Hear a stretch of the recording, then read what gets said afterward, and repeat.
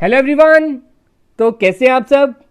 तो आज मैं आपके लिए लेके आया हूं इंडिया फ्रीडम स्ट्रगल के ऊपर लेक्चर नंबर 3 पार्ट नंबर 3, जिसमें हम डिस्कस करने वाले हैं the formation of Indian National Congress. मैंने इसके बारे में आपको थोड़ी सी इंट्रोडक्शन दे दी हुई है, ये कब हुई थी, कौन इसके प्रेसिडेंट थे, किसने इसकी फॉर्मेशन की थी और कहां पे इसकी फॉर्मेशन हुई थी। वो हमने फर्स्ट लेक्चर में एक प्रॉपर 90 इयर्स का जो हमारा पीरियड था, दैट इज फ्रॉम 1857 टू 1947, उसे कंप्लीट हमने उसमें प्रॉपर्ली क्रोनोलॉजिकल ऑर्डर में पढ़ा है। होप सो आप सभी ने वो लेक्चर देखा होगा, क्योंकि जो पार्ट नंबर 1 है that is the most important part. उधर आपको बहुत कुछ नया सीखने को मिलेगा, उधर आपको प्रॉपर क्रोनोलॉजिकल ऑर्डर पर पता चलेगा किस किस तरह से हमारे इंसिडेंट आगे बढ़ते रहे और हम स्वतंत्रता की ओर आगे बढ़ते रहे। अब जो सेकंड लेक्चर था दैट इज प्रीवियस लेक्चर, जो हमने आपको लास्ट नाइट ही प्रोवाइड किया था, उसमें हमने डिस्कस किया था द रिवॉल्ट ऑफ 1857 को हमने डिटेल में पढ़ा था। होप सो आपने वो भी लेक्चर देख लिया होगा। अगर नहीं देखा, ऊपर आपको आई बटन में प्रॉपर्ली प्लेलिस्ट प्रोवाइडेड है, आप उधर से देख सकते हैं। फिर अब हमने जो लास्ट लेक्चर में ही डिस्कस किया था that is your revolt of 1857, मैंने बताया था जो 1857 की क्रांति थी वो हमारे सिर्फ और सिर्फ नॉर्थ इंडिया में थी। हमें प्रॉपर यूनिटी नहीं थी, हमें प्रॉपर नॉलेज नहीं थी, हमारे पास प्रॉपर रिसोर्सेज नहीं थे, जिसके फलस्वरूप हम उसमें नाकाम हो गए। हमें उसका कोई रिजल्ट नहीं मिला। रिजल्ट क्या हुआ? ब्रिटिश गवर्नमेंट के अंदर राज हो गया, ईस्ट इंडिया कंपनी का राज खत्म हो गया। इधर विसरॉय ऑफ इंडिया जो आपकी पोस्ट थी वो स्टार्ट होगी, गवर्नर जनरल ऑफ इंडिया खत्म होगी। ये इसका रिजल्ट निकला।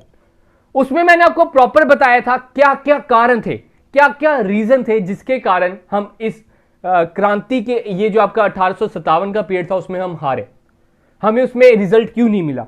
उसका मेन रीजन यही थे कि अभी तक हमारे ये जो जागरूकता थी, इंडिपेंडेंस की जो जागरूकता थी, इंडिपेंडेंस वर्ड था, वो पूरे देश में नहीं फैला था, वो अभी कुछ हिस्सों में ही फैला था। कुछ लोगों को ही इसके बारे में पता चला था कि हां हम स्वतंत्र होना चाहते हैं, हां हम आगे बढ़ना चाहते हैं, हम किसी के नीचे काम नहीं करना चाहते। कुछ लोगों को ही पता था कि हां हमारे साथ गलत व्यवहार किया जा रहा है, सोल्जरों को कम तनख्वाह दी जा रही है, सोल्जरों को बाहर देशों में भेजा जा रहा है लेकिन कोई विदाउट अलाउंसेस। कुछ लोगों को ही पता था डॉक्ट्राइन ऑफ लेप्से के बारे में, कुछ लोगों को ही पता था कि हां हम पे कष्ट हो रहा है। अब हमारा 1857 की जो क्रांति थी वो तो खत्म होगी, नाकाम होगी। अब हमारा फर्ज बनता था कि सभी लोगों को एकजुट किया जाए, जो हमारी कमी पेशी रह गई थी 1857 में उसे पूरा किया जाए। तो उस चीज को पूरा करने के लिए, उस कमी पेशी को पूरा करने के लिए, सभी को एकजुट करने के लिए एक पॉलिटिकल पार्टी बनाई और उस पॉलिटिकल पार्टी को एक सिंगल नाम दिया गया, that is Indian National Congress. उसके बारे में आज हमने डिस्कस करना। देखो, अब आप भी कोई एग्जाम दे के आते हो, पहले एग्जाम में जैसे आप नाकाम रहे, कोई आपको रिजल्ट नहीं मिला, आप उसी एग्जाम से सीखते हो और अगले आने वाले एग्जाम में वो गलती नहीं दोहराते हो।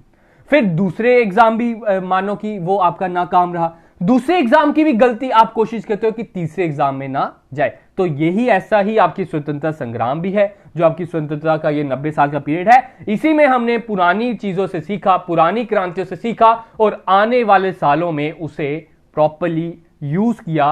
वो जो हमने नाकाम, जिन कारणों हम नाकाम रहे, उसे हमने प्रॉपर्ली यूज किया। तो चलो बिना टाइम वेस्ट करते हुए अब आगे बढ़ते हैं। क्या हमने आज पढ़ना है? इंडियन नेशनल कांग्रेस के बारे में पढ़ना है। तो इंडियन नेशनल कांग्रेस, मैंने आपको वेरी फर्स्ट लेक्चर में ही बता दिया था that Indian National Congress was formed in 1885 by A.O. Hume. ये मैंने आपको पहले ही बता चुका। और साथ में मैंने आपको यह भी बताया था that Indian National Congress was formed by A.O. Hume, और कौन सी जगह पे हुआ था? At Sanskrit College in Bombay. यह आपसे पूछा जाता है।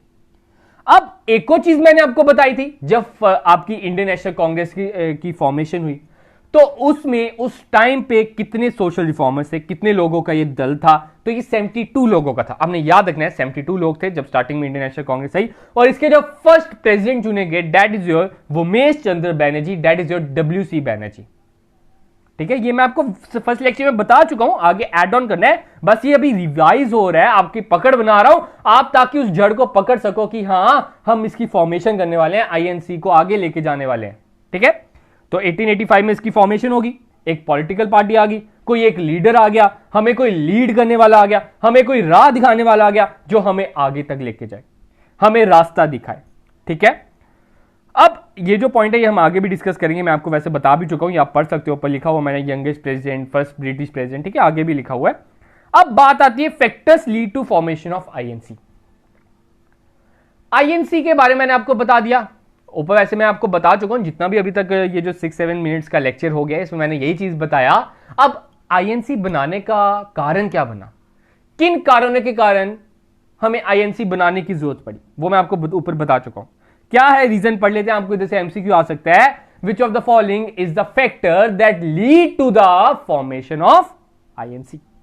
तो पहला फैक्टर बोलता है between the year 1870 to 1880 Indian people had become politically consciousness. अब लोगों को पॉलिटिक वर्ड पता चला, उन्हें पॉलिटिक वर्ड एक नया सीखने को मिला जो पहले क्रांति के वक्त उन्हें यह चीज नहीं पता थी। हां, कुछ पॉलिटिक वर्ड होते, क्योंकि अब कुछ लोग विदेश जा रहे थे, विदेश से पढ़ के आ रहे थे तो अपने देश में आगे नॉलेज जो है, एजुकेशन जो है आगे स्प्रेड कर रहे थे। By the year 1885 there was a platform ready for establishment of political organisation on national basis. तो अब उनके पास एक नेशनल ऑर्गेनाइजेशन के लिए, पॉलिटिकल ऑर्गेनाइजेशन के लिए नेशनल बेसिस पे जो अब आपको पता है, आप जब कॉलेजेस में थे, स्कूल में थे, आपके स्कूलों में मॉनिटर होते थे, सीआर होते थे। वो मेन पर्पस क्या होता है उनका, सीआर्स का, मॉनिटर्स का? उनका मेन मकसद ये होता है कि आपकी कोई भी डिमांड्स हैं वो आगे high level, that is your principal, school teacher, उधर तक पहुंचाने के लिए वो इंसान आगे जाएगा, वो आगे आपकी जो न्यूज है आगे पहुंचाएगा। तो ये ही आपका पॉलिटिकल का मेन मकसद था कि आपकी जो डिमांड है उसे आगे कौन लेके जाएगा। ऐसा तो नहीं है कि पूरी की पूरी क्लास चल जाती है प्रिंसिपल की बात, हाँ जी सर हमारी ये डिमांड है, इसको पूरा किया जाए। उधर से हम अपना एक रिप्रेजेंटेटिव भेजते हैं, उसके कारण हमारी आगे डिमांड सुनी जाती है। तो यही मेन मकसद था पहला आईएनसी बनाने का। दूसरा मेन मकसद development of communication and transportation. 1857 तक हमारे पास इधर ट्रांसपोर्टेशन की कमी थी, कम्युनिकेशन की कमी थी, लेकिन अब बड़े से मीन्स आ गए, टेलीग्राम आ गए, टेलीग्राफ आ गए, ठीक है।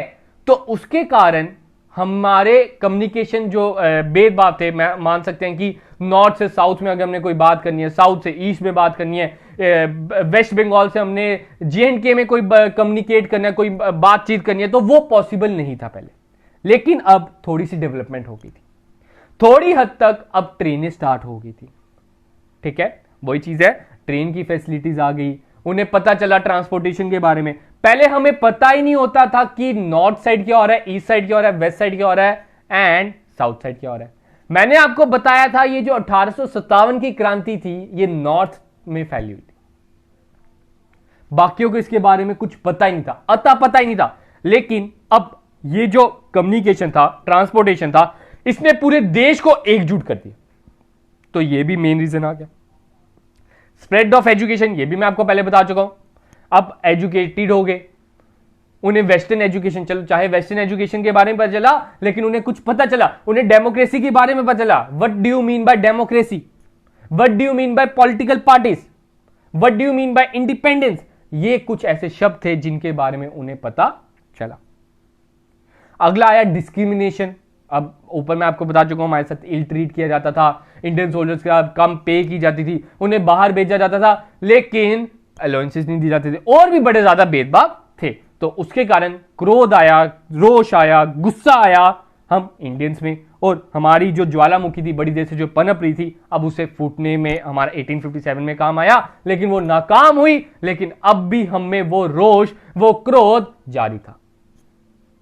अगला रीजन आता है इकोनॉमिक एक्सप्लॉयटेशन। देखो ये जो पॉइंट है ना, ये आपको एग्जाम में किस तरह से आ सकता है, बच्चों के मन में आ रहा होगा सर हमने यूपीएससी का रिटन एग्जाम थोड़ी देना है। तो यही देखो, कुछ टॉपिक होते हैं आपको उसकी पकड़ भी पकड़नी होती है, उसकी जड़ भी पकड़नी होती है। जब आप उसकी जड़ अच्छी तरह पकड़ लोगे, उसकी जो ऊपर वाला पार्ट होगा, अपर पार्ट होगा, वो और अच्छा होगा, वो और मजबूत बनेगा, चाहे जितनी मर्जी आंधी आ जाए, ठीक है। तो आपने क्या करना है, जड़ पकड़नी है। तो ये जड़ में से भी ये एमसीक्यू आ सकते हैं। एमसीक्यू हमने किसी में ने भी सेट नहीं करने, हमें नहीं पता कौन ऐसा इंसान होगा जिसने आपका वो पेपर सेट करना है। तो इसलिए मेरे एंड से यही रहता है कि आप तक सारी की सारी नॉलेज पहुंचाई जाए, क्योंकि नॉलेज बांटने से बढ़ती है और बांटते रहिए और पाते रहिए, मैं यही कहूंगा।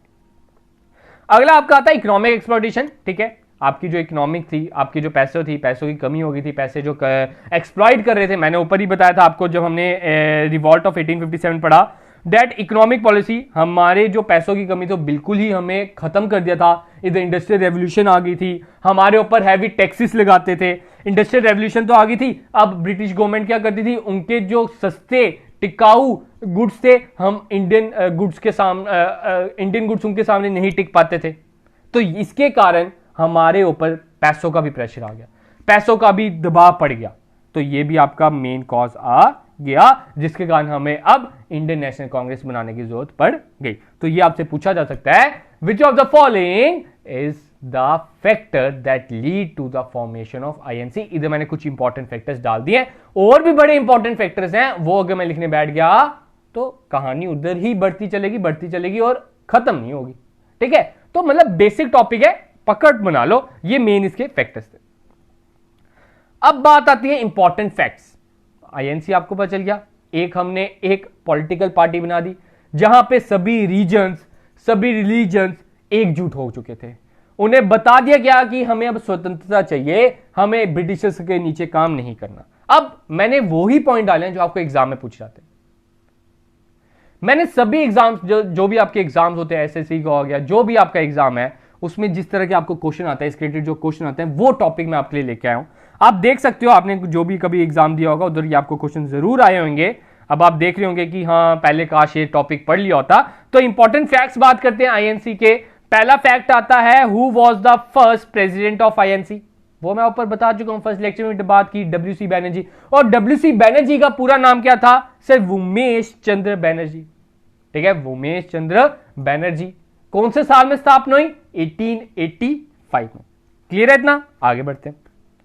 Who was the first female president. अब देखो, आज की अगर सदी की बात की जाए, 20वीं 21वीं सदी की बात की जाए, तो आजकल के जो मेन क्वेश्चन बनते हैं ना, मेन क्वेश्चन यही बनता है, who is the first women, first women, first women, first women, first women. क्योंकि आजकल वुमेन इंपावरमेंट को ज्यादा इंपॉर्टेंस दी जा रही है, अच्छी बात है, देनी भी चाहिए। तो वही चीज है, आपकी जो भी कोई टॉपिक आता है ना फर्स्ट वुमेन वाला, उसको आप नोट डाउन जरूर कर लिया करो। नोट डाउन तो सारा ही करना है, लेकिन इसको थोड़ा हाईलाइट भी कर लिया करो। तो फर्स्ट वो फीमेल प्रेसिडेंट कौन थी? That is your Annie Besant.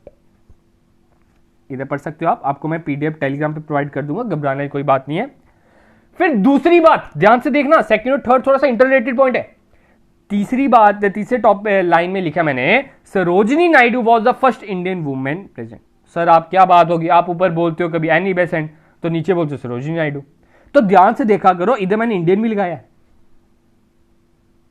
Annie Besant was the foreigner, हमारे इंडिया की नहीं थी वो। तो एनी बेसेंट आपकी कहां की होगी? First female. अगर आपको आंसर आ जाए फर्स्ट फीमेल, तो आपका Annie Besant. First foreigner female president, तब भी एनी बेसेंट।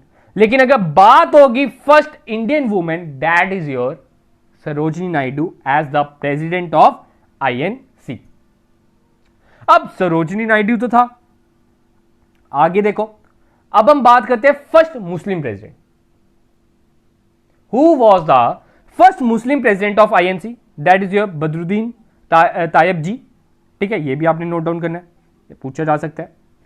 अगला आपका आता है first European president of INC, George Yule. George Yule के बारे में मैंने आपको बताया था, क्या बताया था?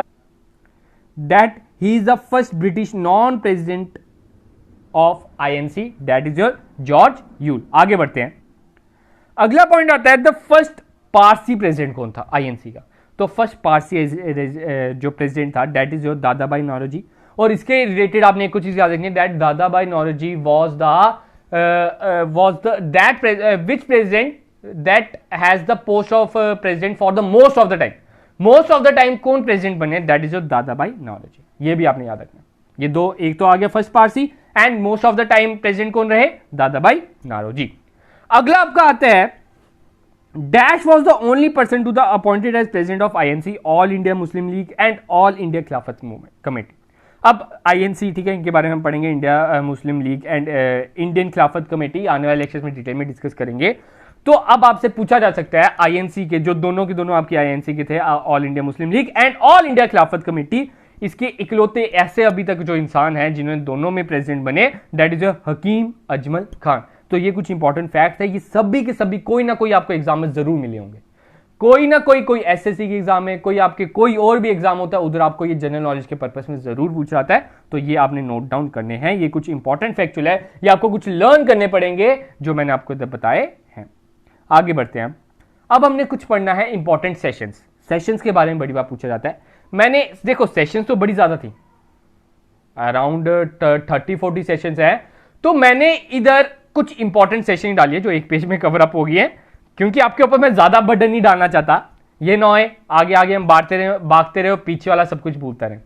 तो मैंने वो ही डाला है जो एग्जाम में पूछा जाएगा। तो पहला क्या होता है सर, पहला तो आपने यहां दिला दिया हुआ है, फर्स्ट लेक्चर से बोलते जा रहे हो, इसको आपको बोलने की जरूरत नहीं है, चलो एक बार बोल देता हूं। क्या था, that the first session was held in Bombay in 1885 and who was the president, Umesh Chandra Banerjee. First session जब इसकी फॉर्मेशन हुई, तो इसका फर्स्ट सेशन आपसे पूछा जाता है आईएनसी का फर्स्ट फॉर्मेशन कब हुआ सर, जब उसकी फॉर्मेशन हुई सर दिसंबर में 1885 में बाय उमेश चंद्र बनर्जी, मतलब सॉरी प्रेसिडेंट उसके Umesh Chandra Banerjee by AO Hume. ठीक है, अगला सेशन कब हुआ, सेकंड सेशन हुआ हमारा 1886 में, अगले साल ही 1886 में हुआ। तो प्रेसिडेंट कौन थे, देखो इधर मैं सभी के प्रेसिडेंट लिखे, आपसे पूछा जाता है 1886 का सेशन कहां पे हुआ था, आपने जाना सर कोलकाता में हुआ था, कोलकाता में हुआ था। तो उस टाइम के प्रेसिडेंट कौन थे सर, दादा भाई नौरोजी थे। अब उसमें जो मेन घटना घटी थी तो वो क्या थी, तो उसमें जो मेन घटना घटी थी उसमें क्या हुआ था, नेशनल कांग्रेस और नेशनल कॉन्फ्रेंस दो अलग अलग दल थे, तो उन्हें मर्ज कर दिया गया। कब, 1886 में। क्लियर है इतना, तो आगे बढ़ते हैं। आगे बात होती है 1896 की, 1886 की भी कोलकाता, 1896 की भी कोलकाता। तब उस टाइम के कौन थे प्रेसिडेंट, रहमतुल्लाह सानी। अब मैंने आपको एक और चीज बताई थी 1896 के सेशन में क्या हुआ था, मैं आपको फर्स्ट लेक्चर में बता चुका हूं, that our national song that is Vande Mataram was sung for the first time by Rabindranath Tagore and compose by Bankim Chandra in 1896। और वो कौन से सेशन में गाई गई, कोलकाता के 1896 के सेशन। ठीक है, आगे बढ़ते हैं। अब 1901 का सेशन आ गया, आगे आगे देखो सीक्वेंस वाइज जाने का मजा ही अपना होता है, ये ना हो जाए कि मैं सीधे 1947 में पहुंच जाऊं। 1901 की बात होती है, वो भी कोलकाता में हुई, वाह भाई वाह, कोलकाता में तो बड़ी ज्यादा हुई। आपकी पता है आपके जो पहले थी आपकी जो कैपिटल थी वो कोलकाता ही थी, तो उधर सेशन होना खारिज है, सही अच्छी बात है, उधर ही होने चाहिए थे। अब 1901 में कोलकाता में हुआ, उस टाइम पे दिन शॉ ई वाशा इनके प्रेसिडेंट थे। और इस सेशन की मेन खास बात थी, first time Gandhi ji appear हुए थे कांग्रेस के प्लेटफॉर्म पे 1901 में। ठीक है, फर्स्ट टाइम गांधी जी कांग्रेस के प्लेटफॉर्म पे आए थे 1901 में, that is in Kolkata 1901 year में ये चीज हुई थी। अब 1906 में फिर से दादा भाई नौरोजी इसके प्रेसिडेंट थे, और जो स्वराज वर्ड था वो पहली बार इस जगह पे नाम दिया गया। स्वराज जो वर्ड था इस सेशन में नाम आया, हमें पता चला कहीं स्वराज कोई शब्द है। ठीक है, कौन से सेशन में, 1906। 1907 का जो सेशन था दैट इज एट सूरत। ये देखो इसके ऊपर एक लेक्चर आना, पूरा कंप्लीट लेक्चर आना इसके ऊपर, बस अभी पकड़ बना लो, याद कर लो, बार बार जब रिपीटेशन होगी ना आपके सभी लेक्चर्स में, आपको अपने आप सब कुछ याद आ जाएगा। तो 1907 का ये भी मैं आपको बता चुका हूं, लेक्चर नंबर 1, देखो मैंने आपको बोला था lecture number 1 is the most important, उसमें आपको बता चुका हूं that in Surat session the INC was divided into 2। उसके बाद हमने मेन मिलाप भी कराएंगे इसमें, ठीक है, सब कुछ पूरी स्टोरी चलेगी सिस्टमेटिक वाइज। तो 1907 में हुआ क्या, बंट गए, कांग्रेस हमारी दो हिस्सों में बढ़ गई, एक दैट इज योर गरम दल और एक नरम दल, मॉडरेट्स एंड एक्सट्रीमिस्ट। ठीक है, नेक्स्ट आता है 1916 का वक्त। 1916 का हुआ लखनऊ में, सॉरी 1911 का रह गया, 1911 का हुआ कलकत्ता में। और फर्स्ट टाइम हमारा जो नेशनल एंथम जन गण मन वॉज संग इन कांग्रेस सेशन। ठीक है, देखो ध्यान से पकड़ लो, इधर से पकड़ बनाया करो। 1896 में क्या हुआ, हमारा नेशनल सॉन्ग जो था वंदे मातरम, दैट वाज संग इन कोलकाता। अब 1911 में क्या हुआ, हमारा नेशनल एंथम, पहले नेशनल सॉन्ग था अब नेशनल एंथम 1911 में गाया गया। ये आपसे पूछा जाता है और बड़ी बार पूछा गया। और ये कौन सा सेशन था, 1911 का भी कोलकाता था और 1896 का भी कोलकाता सेशन था। आगे बढ़ते हैं, 1916 का वक्त अब लखनऊ में आ गया। अब इधर हमने इनका मेन मिलाप भी करा दिया। 1911 में 16 में क्या क्या हुआ, यूनिटी भी हो गई। पहले हमारे क्या थे, मॉडरेट्स और एक्सट्रीमिस्ट में दो बंट गई थी हमारी कांग्रेस। अब हमने उनका मेल मिलाप भी करा दिया। और कांग्रेस का लखनऊ पैक्ट जो था वो कौन से साल में आया, 1916 में आया। ये भी चीज आपने याद रखनी है। ठीक है, आगे बढ़ते हैं, 1917 की अब बात करते हैं। घबराओ मत, खत्म होने वाला है कुछ। देखो एक बार आप खुद भी पढ़ोगे ना, अभी मैं आपको बता रहा हूं, जब आप एक बार लिखोगे आपको याद हो जाएगा। ठीक है, एंड में आपका जब एग्जाम होगा ना तब हम रिवाइज करेंगे, तब आपके लिए मैक्सिमम टू मैक्सिमम एमसीक्यू आएंगे और बाकी सब पढ़ाते रह जाएंगे। हमारे एंड से एमसीक्यू आएंगे और वो बाकी सब पढ़ा रहे होंगे। ठीक है, क्योंकि देखो एक सीक्वेंस वाइज चलना होता है। आपके लिए बहुत जल्द मॉक टेस्ट भी लाया जाएगा, ऐसा नहीं है, क्योंकि एक प्रॉपर समय होना चाहिए मॉक टेस्ट देने का भी। ये नहीं कि आप 20% सिलेबस कवर अप कर लो मॉक टेस्ट दे दो, 30% सिलेबस कवर अप कर लो आप मॉक टेस्ट दे लो, ऐसा नहीं। जब हम पूरे के पूरे प्रिपेयर हो ना तब मॉक टेस्ट देने का भी मजा है। ठीक है, तो ये भी चीज ध्यान रखनी है। तो मॉक टेस्ट भी हम एग्जाम के दिनों में हम मॉक टेस्ट दे रहे होंगे और बाकी सब पढ़ रहे होंगे, ये चीज ध्यान रखना। अब 1917 का समय आया, that is in Kolkata, and Annie Besant was the first women president. तो आपसे पूछा जाता है, एनी बेसेंट मैंने आपको बताया फर्स्ट आपकी women I, first women president थी। तो वो कौन से सेशन में आई थी, 1917 में।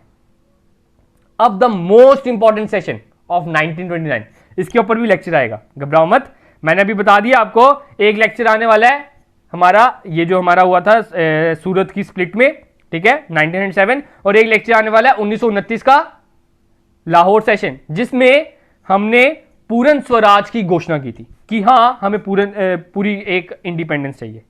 हमने उसमें 26 जनवरी को एज ए इंडिपेंडेंस डे घोषित किया था। कौन से सेशन में, 1929 में। और ये तो इंपॉर्टेंट है, इसको स्टार लगा दो भाई, स्टार क्या लगा दो, हाईलाइट कर दो, हाईलाइटर भी रख लो एक अपने साथ। And civil disobedience movement for complete independence for launch, ये 3 चीजें हुई थी इन 1929 में। अब हमारा लास्ट सेशन कब हुआ, आपसे पूछा जाता है।